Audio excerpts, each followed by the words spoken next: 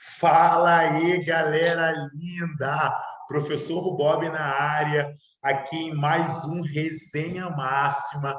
Hoje, na nossa segunda edição, temos como convidadíssima, a ilustríssima, a estouteante, Ai, meu magnânima Deus! professora de História, Érica Thiago. Vem que vem, sua linda!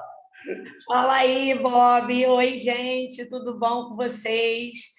Então, partiu, né, esse projeto diferentão, assim. É um bate-papo, tá, gente? Exatamente. Bate-papo, não Bem é, descontraído, é bem o a que nossa você... cara, É né? aquele Bem a nossa sonho, eu cara. acho que é o sonho do aluno. Pô, meu sonho seria parar num lugar para bater papo com o Bob, né? Imagina, né, bater papo com político. Então, é isso. Olha É uma isso, honra. realização.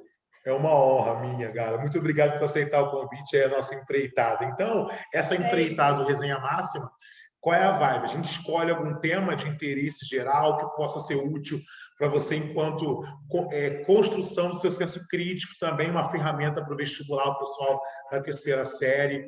E então eu, na condição de geógrafo, convido colegas de outras áreas em que nós vamos aqui discutir sempre um tema que permita ver o diálogo da geografia com essa outra área. E geografia e história, né? São irmãs, né? Irmãos, Caminham né, dentro do cara? mundo das humanas. E hoje a gente escolheu falar sobre mutabilidade geopolítica, ou seja, a gente discute aqui que ao longo da história a geopolítica ela, né, foi mudando, não é isso? Isso aí. Ao longo do processo histórico, né, os alunos que vão acompanhando as aulas de história percebem que no momento um manda mais, o outro obedece, depois a gente vê do nada isso trocar. Existem vários fatores para isso acontecer. A gente vai falar de algum desses fatores aí que influenciam como que um país que tinha um poder econômico de dominação tão grande deixa de ser, né, para ser esse eixo central aí, econômico, e dar espaço para outro, né? A gente tem tudo, tem guerras, tem desastres naturais, tem questões relacionadas à saúde, tá? Tem de tudo para a gente ter essa mudança aí geopolítica, que não para, né? O mundo não para. Isso. Então, a Érica cirurgicamente tocou em um ponto. Ela falou em quem manda, quem é mandado, falou na palavra poder. Então, se nós estamos comentando sobre mudança da geopolítica ao longo da história, eu acho que é mega importante nós partirmos do básico, né, e discutir assim uma conceituação de geopolítica.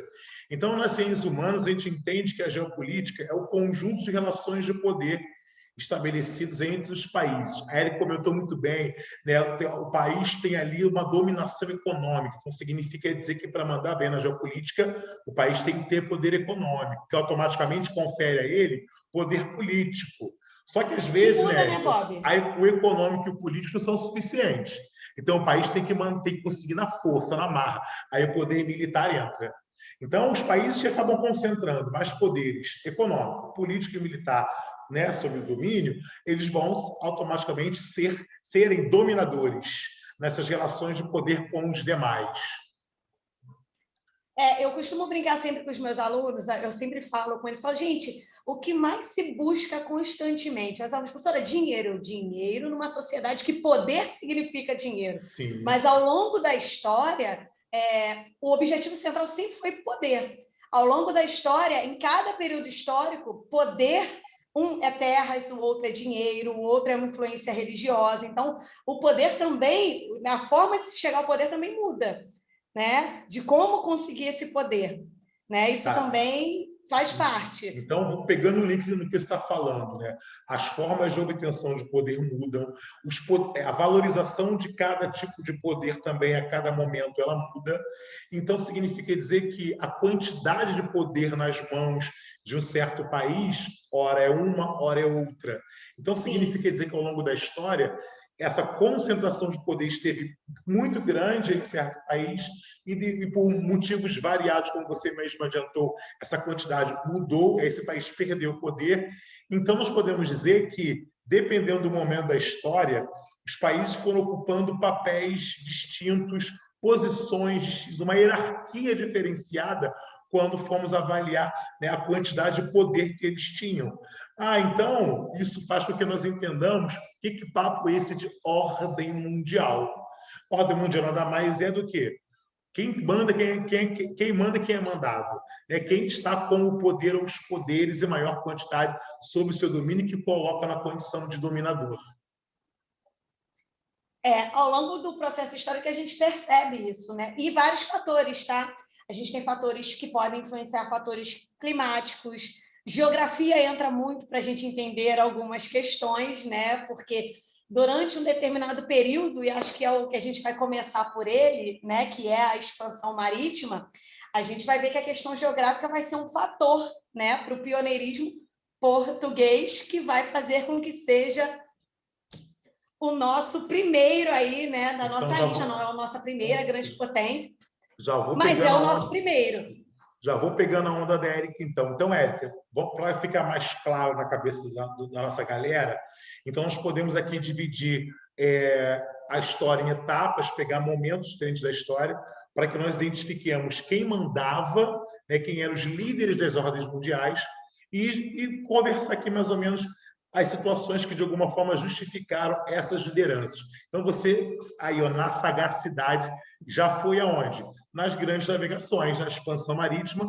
Então, tu já lançou. Então, Portugal e Espanha, né, eles detinham ali condições, houve circunstâncias que fizeram que portugueses e espanhóis concentrassem poder sob o domínio. Então, eles foram, né, os líderes da ordem mundial nesse período das grandes navegações. Fala aí, minha historiadora maravilhosa. Por quê, gente? O que acontece? Nós estamos falando aqui, inclusive, nós vamos falar de um contexto de guerra, né? A Península Ibérica ela era dominada por muçulmanos, a gente tem todo um processo de expansão islâmica e ela chega até a parte sul da Península Ibérica, e dentro de um contexto de guerra, né, de expulsão dos islâmicos, a gente tem a formação de Portugal. É o primeiro Estado centralizado, né, europeu. E dentro de uma lógica mercantilista, é o quê? Comércio. Bob, eu falo com os alunos, século XXI. Hoje, como se transforma... Você de geografia, né? Vamos fazer aquele linkzinho. Transporte de mercadorias. Navios, mar. A gente tem avião? Temos. Hoje. Mas mesmo assim, sim, a circulação de mercadorias, mar. Então, tu concorda comigo que um país que centraliza sua política primeiro, né, que já tem ali uma estrutura política, uma aliança com uma burguesia e que tem um acesso ao mar, é claro que esse país se destaca numa lógica comercial onde o mar é importante, né, o oceano é importante. Até hoje, acesso ao mar é importante para uma questão econômica e comercial. Então, é claro que Portugal vai se dar bem aí nessa história, né? Viu vantagem, tem uma vantagem geográfica, né? E aí tem a questão do conflito, da expulsão dos islâmicos, mas aí entra, inclusive, a geografia nessa história, né? Para dar essa vantagem, né? Para a Península Ibérica, os países ibéricos aí em geral. Então, perfeito. Então, portugueses e espanhóis, eles conseguiram unificar, né, na verdade, assim, agregar as circunstâncias que foram favoráveis a essa ascensão ao poder. E aí, ao longo desse período aí da expansão marítima, né, começa na Península Ibérica, mas me corrija eu dando pitaco de história aí, mas, na verdade, esse poder ele foi aos poucos se distribuindo pelos outros europeus. Sim, então, assim, eu vejo muito uma questão geográfica que o poder ele se materializou na ideia do eurocentrismo, né? Sim, sim. Então, outros europeus foram também tornando-se potências, né, marítimas, e aí a Europa foi só Portugal, a gente vai ter a Inglaterra substituindo, né? Portugal, inclusive, né? Os holandeses vão se dedicar também à prática de comércio, né? De navegação aí para comércio. E no caso de Portugal, ele mantém o pioneirismo, mas ele, inclusive, quando se abre concorrência, né, a gente tem uma redução dos lucros, né? Portugal ele começa a perder ali o monopólio da venda. A gente está falando de um período da lógica mercantilista, é mercado, comércio aí é a principal atividade econômica, é o que está em destaque. E é claro que os outros países europeus, né, vão também tentar se inserir aí nessa lógica comercial. E aí a hegemonia portuguesa ela acaba se perdendo em um determinado momento. O Portugal, eu falo que Portugal é até um pouco azarado, né? Tipo, além de toda uma concorrência que ela ainda tem um terremoto gigantesco em 1755 que, né, destrói Lisboa. Então, assim, tá tudo ruim, pode piorar, entendeu? Corroborando Então, a essa ideia de concorrência acontece. corroborando essa ideia do pioneirismo português, mas que esse poderio geopolítico ele foi ali circundando a Europa, a gente pode fechar com a Inglaterra chegando ao status, né, de rainha dos mares, que é certo? uma E que ela vai, de competir... alguma forma, mantendo essa liderança geopolítica aí, até podemos dizer assim, você concorda comigo que ela vai mantendo, mas houve alguma circunstância histórica que tem diretamente relação com a Inglaterra, que mostrou para o mundo, realmente, ó, são os ingleses que mandam agora e não tem discussão. Qual seria, de repente, essa situação histórica? Porque quando a gente tem uma mudança, né, de uma economia que era de mercado, e o capitalismo vem com a Revolução Industrial inglesa e mostra assim, cheguei para ficar, e chega esse negócio de mercado, é a vez da indústria tomar o espaço aí, né, para se tornar a principal atividade econômica. No caso da Inglaterra, né, eu costumo falar com os alunos, revolução, gente, porque tem transformação. O surgimento das indústrias na Inglaterra, ela vai transformar, né, tudo, inclusive classes sociais. A gente vai ter o operariado surgindo, então existe uma transformação. E a gente chama de Revolução Industrial porque a Inglaterra, que tinha lá o seu aspecto rural, se transforma numa Inglaterra industrial. A gente está falando que a economia inglesa vai estar aí pautada na indústria, né? A gente tinha uma economia que era agrária e se torna uma economia industrializada, ou seja, a indústria se torna uma das principais atividades econômicas do país. Não, eu costumo sempre falar, não quer dizer que só teve a primeira indústria foi na Inglaterra, não. Mas é na Inglaterra que a industrialização vai acontecer, né? Não é algo isolado, torna-se uma realidade. É a principal atividade econômica do país. Né? E aí o fato de ter sido o pioneiro nesse processo que foi extremamente transformador em escala, né, mundial, coloca aí, sem dúvida, no topo do pódio da geopolítica. E aí essa industrialização ela foi acontecendo, né, em outros países da Europa, ela chega à América do Norte, né, ela chega ao Japão lá na segunda metade do século XIX, mas você deve concordar comigo que esse próprio pioneirismo inglês e europeu manteve uma concentração do poder geopolítico na Europa, mesmo que a indústria fosse se internacionalizando, né? Se intercontinentalizando. Então, eu consigo enxergar que esse poder europeu ele só vai ser abalado depois, né, da Segunda Guerra Mundial. Acho que a Segunda Guerra Mundial ela gera impactos na economia, entre outras áreas, que vai enfraquecer, né, esse poderio europeu, permitindo, né, a ascensão, né, de países que estavam ali comendo pelas beiradas, crescendo e que, de alguma forma, tiveram espaço com esse retrocesso europeu. Então, a gente pode levar em consideração que o que passou a acontecer, né, nas relações de poder internacionais após a Segunda Guerra Mundial já foi uma outra ordem mundial, uma guinada em relação a essa que vivemos a partir da Revolução Industrial. Colocar, porque assim, separar a primeira e a segunda, já que ambas são tão parecidas no sentido de tem os atores muito parecidos, porque, por exemplo, a Primeira Guerra Mundial e a Segunda é uma disputa econômica.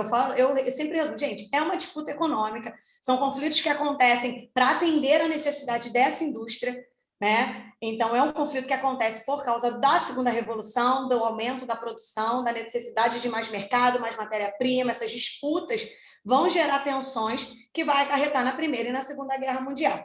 Na Primeira, a gente já tem uma amostra grátis do grande gigante que está surgindo, que é Titio Sam, né? Que são os Estados Unidos da América, que vai se destacar. Ele entra muito tímido na Primeira, né? Suprindo ali, ele entra como devedor e sai como credor da Primeira Guerra Mundial. Mas ele vai enfrentar alguns problemas, né? Mas já mostra, né, que as coisas estão mudando. Né? Quando a Primeira Guerra Mundial acaba, a gente já tem a gente já pode dar uma destacada nos Estados Unidos, até porque é fácil, né? Não caiu um cabeção de negro em território. Poxa, né? Um estalinho sequer. Europa destruída. Estados Unidos, muito bem, obrigada. Tem aqui, tem meia dúzia de reboco para fazer, mas com um estalinho, né? Enquanto a Europa está devastada. Então, assim, não podemos negar que a situação da Europa dos Estados Unidos pós-Primeira Guerra é uma situação muito mais confortável. Perdemos homens, soldados, mas fisicamente a estrutura americana, a indústria está no lugar maneiro, está tudo bem, obrigada, enquanto a Inglaterra está tendo que se reconstruir.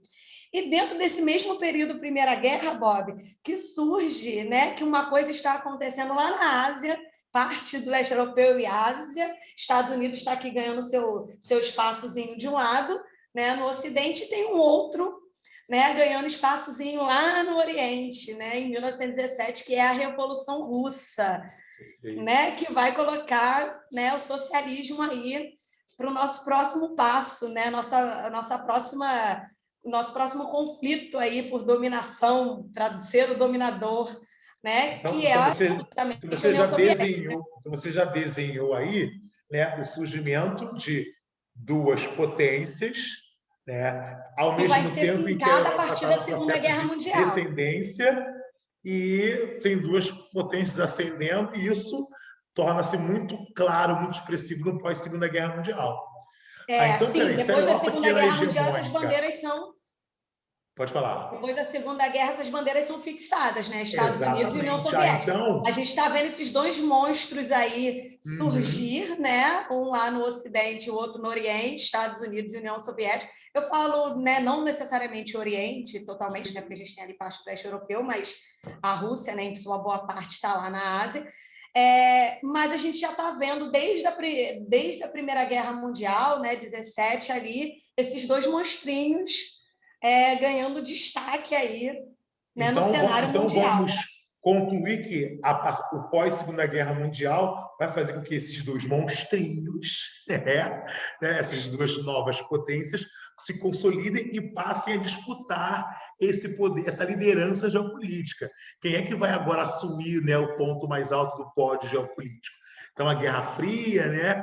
Que vocês maravilhosamente trabalham, a gente abusa e não tem como aluno não saber Guerra Fria, tem história, tem geografia, tem tudo que é lugar. Não é? A disputa aí por influência, a potência que ganhasse mais aliados automaticamente, né, tornar-se-ia, então, a líder da geopolítica. Então, o período de Guerra Fria de 45 a 91 foi, na verdade, uma ordem mundial uma ordem mundial bem diferente, obviamente, da anterior, né, que foi das revoluções industriais e até mesmo a Segunda Guerra Mundial.